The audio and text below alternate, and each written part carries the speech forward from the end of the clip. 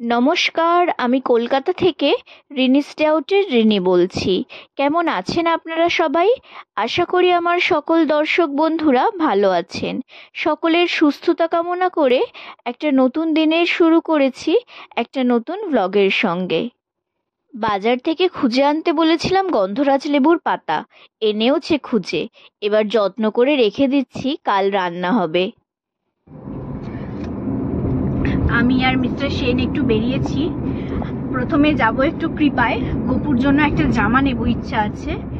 আর তারপর যাব একটু গড়িয়াহাট মাছ বাজারে, ওখান থেকে একটু ইলিশ নেব ইচ্ছা আছে। আর তার সাথে যে ভালো মাছ পাবো সেরকম যদি কিছু পছন্দ হয় তো একটু নেব। আর তারপর একটু টাটার মলটার আমার নাম ভুলে যাই বারবার, ওয়েস্ট সাইডে যাব, ওখান থেকে কিছু কেনাকাটা করার আছে, করে তারপর বাড়ি যাব। এই যে এই দোকানটা হচ্ছে কৃপা। এখানে কিন্তু ঠাকুরের জিনিসের কালেকশন খুব সুন্দর। এটা লেক মার্কেটে। আপনারা ডিটেলস জানতে চাইলে আমি জানিয়ে দেব। ইলিশ কত করে রাজু? কত? 200 টাকা? 700 টাকা সারা কিলো। আমার ইলিশ কত? ইলিশ 2500, 1200 টাকা।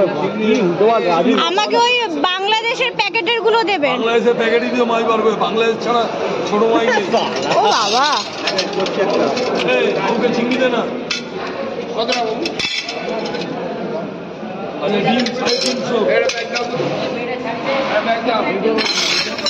এই ভেটকি কত করে রাজু? কোনটা? ভেটকি 500 টাকা। এটা কটা পিস হবে? এটা 9 পিস হবে। না বড় বড় 9 পিস হবে? 290। ইলিশটা কাটতে কাটতে মিস্টার সেন দেখতে থাকে যে ও আর কি কি মাছ নেবে। ও তারপর নিয়ে আসে পমফ্লেট মাছ। তো আরও বেশ কিছুক্ষণ বসতে হয় মাছ কাটার জন্য। তো তারপর সব মাছ কাটা হয়ে যায়। তো তারপর আমরা বাড়ি চলে আসি। একটু তাড়াতাড়ি বাড়ি আসতে হয়, কারণ পরের দিন অনেকটাই রান্না করার ছিল, তো তার বেশি কিছু জোগাড় ছিল না। বাড়িতে এসে সমস্ত মশলা রেডি করা, আলু পেঁয়াজ কাটা এগুলো করার ছিল, তাই। পরের দিন সকালে স্নান সেরে সবার আগে আমার গপুকে স্নানটা করিয়ে ওর জন্য কৃপা থেকে যে নতুন সুন্দর জামাটা নিয়ে এসেছিলাম সেই জামাটা ওকে পরিয়ে একদম রেডি করিয়ে দিই। আর আমার অনেক দিনের ইচ্ছা ছিল যে ওকে আমি পাগড়ি পরাবো, মানে পাঞ্জাবি স্টাইলে যে পাগড়ি, সেই পাগড়ি। মানে এতদিন তো ওকে আমি অনেক পাগড়ি পরিয়েছি, সেগুলো হচ্ছে রেডিমেড পাগড়ি। আর এইগুলো হচ্ছে হাতে বাঁধা যে পাগড়ি, সেই পাগড়ি। তো আমি ওই পাগড়ি পরানোর জন্য ওকে পাগড়ির এই দুটো কাপড়, এগুলোকে এক্স্যাক্টলি কী নামে ডাকা হয় আমি জানি না, এই দুটো কিনে আনি। দুটোকে এইভাবে আমি পরাই। এই যে এরকমভাবে পেঁচিয়ে পেঁচিয়ে এই পাগড়িগুলো পরাতে হয়। আমি যে পাগড়ি পরাতে জানি বা পারি একদমই না। আমি আজকে প্রথমবার পাগড়ি পরাই, সেটাও ইউটিউব দেখেই শিখি।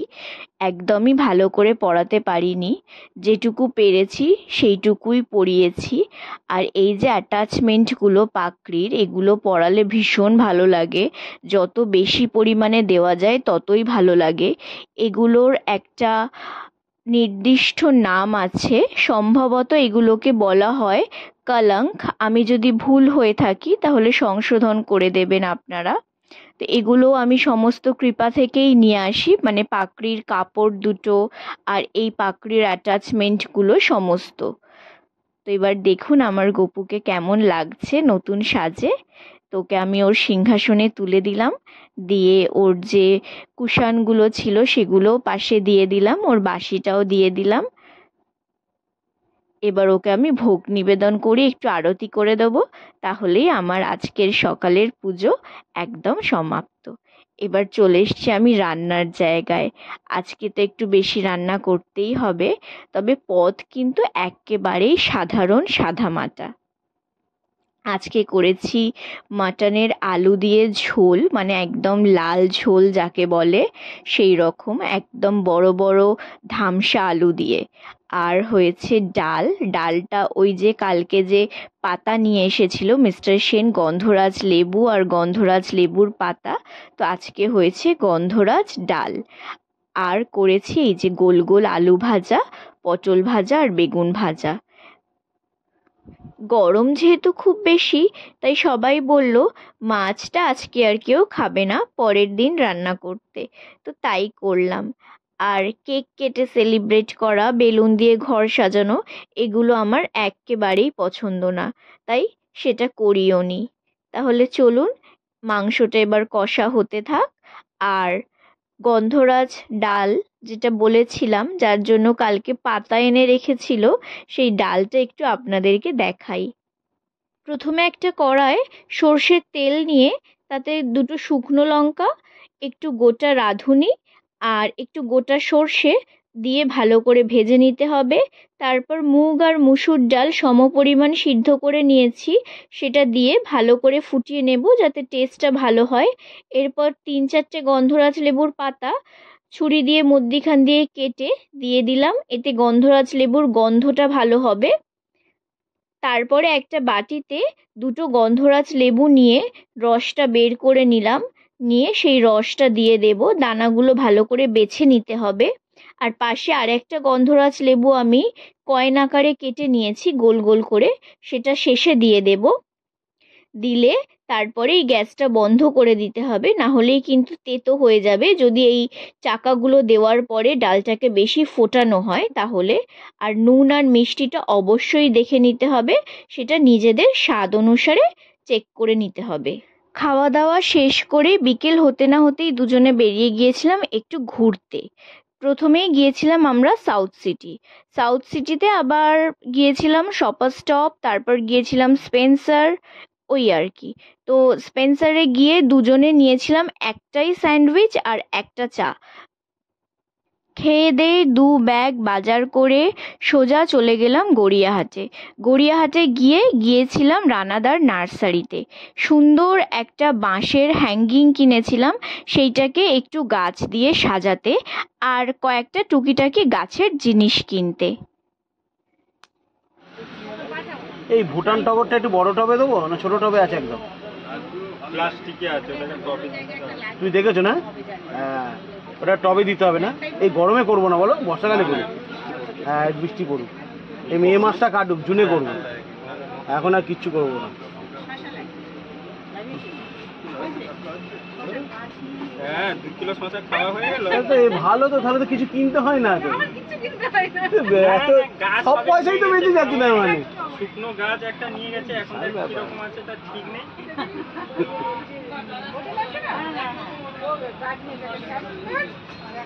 ঢেঁড়স গাছটা হলেও হতে পারে। আমার শসা গাছ কিরকম হবে। এই যে দাদাটা আমার হ্যাঙ্গিং প্ল্যান্টারটার মধ্যে মানি প্ল্যান্ট লাগাচ্ছিলেন, সেই দাদাটা আমার 30-40 সেকেন্ডের একটা ভিডিও দেখেই বলে দেয় যে আমার কোন গাছটা কোন টবের মধ্যে আছে, মানে প্লাস্টিক টবে আছে না ছোট টবে আছে না বড় টবে আছে। বাবা, আমি তো শুনেই অবাক হয়ে যাই। আর আমি তো প্রতিদিন গাছে জল দিতে যাই, গাছের এত পরিচর্যা করি, কিন্তু আমারই মনে থাকে না যে আমার কোন গাছটা কোন টবের মধ্যে আছে। আর আমি যখন শুনি না, আমার ভীষণ ভালো লাগে। চলুন বাড়ি গিয়ে দেখাই হ্যাঙ্গিং প্ল্যান্টারটা কি সুন্দর দেখতে। এই যে এইটাই আজকে নিয়ে গিয়েছিলাম গাছগুলো লাগাতে। এই যে বাড়িতে এসেই এটাকে আমি প্রথমে জল দিয়েছি, আর এই বাঁশটা শুদ্ধ আমি জলে ভিজিয়ে দিয়েছি। আমি জানতাম না যে এই বাঁশের হ্যাঙ্গিংগুলোকে, মানে বাঁশ জলে ভিজিয়ে না রাখলে নষ্ট হয়ে যায়। 2টো কিনেছিলাম জানেন তো, একটা একদম নষ্ট হয়ে গেছে, আমি শুধুমাত্র জলে ভেজাইনি বলে। শপিং এর ঝোলা নিয়ে বসে পড়েছি, দেখাই আজকে কি কি কিনেছি। প্রথমে গিয়েছিলাম হচ্ছে শপার স্টপে। শপার স্টপ থেকে নিয়েছি এই যে সিট মাস্ক গুলো নিয়েছি, এগুলো বাই 3 গেট ফ্রি ছিল। রাইস ওয়াটার ছিল, মানে একদম এখন যেটা ট্রেন্ডিং, মানে কোরিয়ান স্কিন কেয়ারের, সেই রকম কিছু দেখে নিয়েছি। সব যে কোরিয়ান নিয়েছি সেরকম না, পাপায়া আছে, রাইস ওয়াটার আছে, কুকুম্বার আছে, পিচ আছে, ওইসব মিলিয়ে মিশিয়েই নিয়েছি। আর এই দুটো ওমেন বডি স্প্রে নিয়েছি, ভালো গন্ধ, দুটো ভালো লেগেছে তাই নিয়েছি। আর নিয়েছি এটা, এত সুন্দর বাবেল র্যাপ করে দেবে এটা ভাবিনি, যাই হোক দিয়েছে। এটা আমার রাত্রিবেলা যখন বসে থাকবো তখন কাজে দেবে।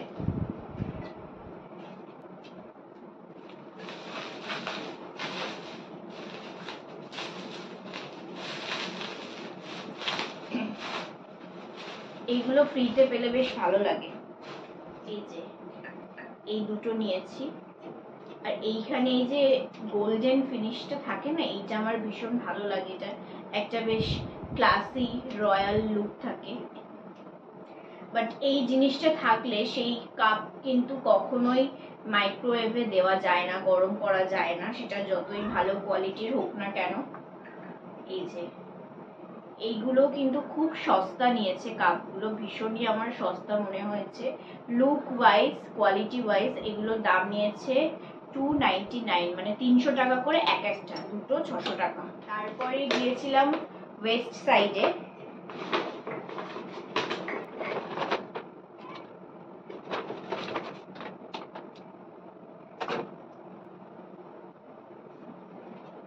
ওয়েস্ট সাইড থেকে নিয়েছি এই দুটো।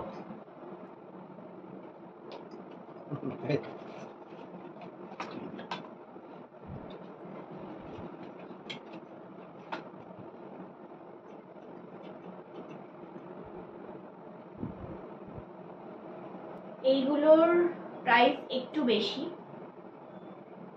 এইগুলো নিয়েছে 399 করে পার পিস। ও আর একটা,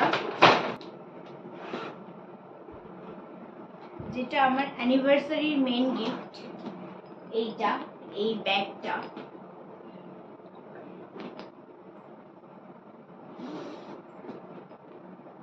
এইটা আমাকে মিস্টার সেন আজকে কিনে দিয়েছে, অসংখ্য ধন্যবাদ ওকে এটা কিনে দেওয়ার জন্য।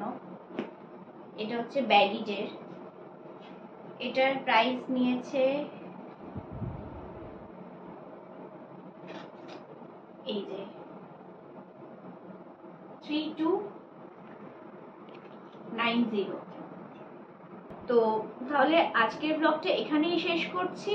যদি ভিডিওটা ভালো লেগে থাকে তাহলে অবশ্যই একটা লাইক করে দেবেন, আর অবশ্যই আমার চ্যানেলটা সাবস্ক্রাইব করে দেবেন। আর যারা প্রোফাইল থেকে আমার ভিডিওটা দেখছেন তারা ফলো দিয়ে রাখবেন। তাহলে আজকের মতো এতটুকুই, নমস্কার, ভালো থাকবেন সকলে।